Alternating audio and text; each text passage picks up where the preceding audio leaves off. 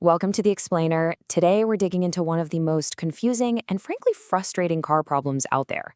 You know the one. You turn the key, the engine roars to life, but when you shift into drive, absolutely nothing happens. So let's figure out what's really going on. Man, it is such a bizarre feeling, right? The engine sounds totally normal, but your car has suddenly turned into a 2-ton paperweight. The good news? The cause is often way simpler than you might think. See, somewhere between your engine and your wheels, the connection has been broken, and we're going to trace that path, step by step, to find the culprit. We're basically going to follow a mechanic's playbook here. We'll start with the most common and the easiest things you can check yourself, right in your driveway, before we even start thinking about the bigger issues that'll need a professional. Okay, first things first. The absolute number one place you have to look is the fluids. And for this particular problem, there is one fluid that is almost always the prime suspect. You got it. The single most common reason a car will start but just refuse to move is low or really old, nasty transmission fluid. So before your mind jumps to the worst case scenario, this is the very first thing you absolutely have to check. So why is this stuff so important? Well, think of transmission fluid as the hydraulic lifeblood of your gearbox. It's not just for lubrication. It actually creates the pressure that makes the gears engage. No fluid or bad fluid means no pressure, and no pressure means no go. And hey, checking it is super simple. Just pop the hood and look for the transmission dipstick. It'll usually have a bright red or yellow handle. Pull it out, and this is key, wipe it completely clean with a paper towel. Then push it all the way back in and pull it out one more time. That's how you get an accurate reading. The fluid level should be right there between the full and add marks. But you're not just looking at the level, you're also checking the quality. Good, healthy fluid is going to be a nice, clear reddish color. If what you see on that dipstick is dark brown or even black, and especially if it has a nasty burnt smell, that's a huge red flag. It means the fluid is shot and just can't do its job anymore. So what happens if your fluid level is perfect and it looks clean? Okay, on to the next logical step. We need to check the physical connection. When you move your gear shifter, is the transmission actually getting the message?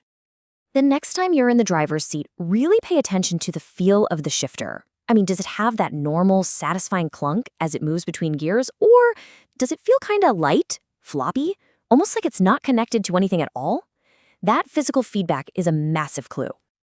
Yeah, if moving that gear shift feels like you're just stirring a cup of coffee, with zero resistance, you're almost certainly dealing with a broken shift linkage.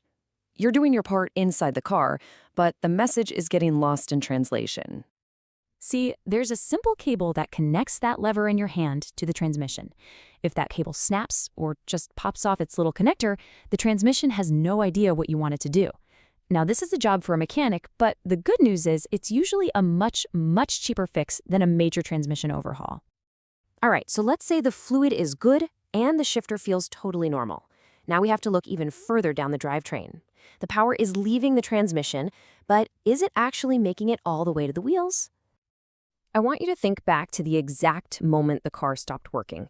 Did you hear anything dramatic, like a loud bang or a sudden jarring pop right when you shifted into drive or reverse? That kind of sound is the telltale sign of a serious mechanical break.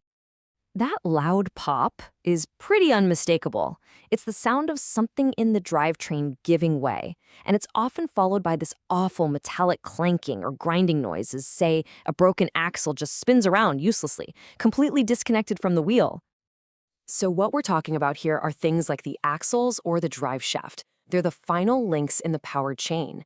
If one of them breaks, it's exactly like a chain snapping on a bicycle. The pedals spin, but you go nowhere.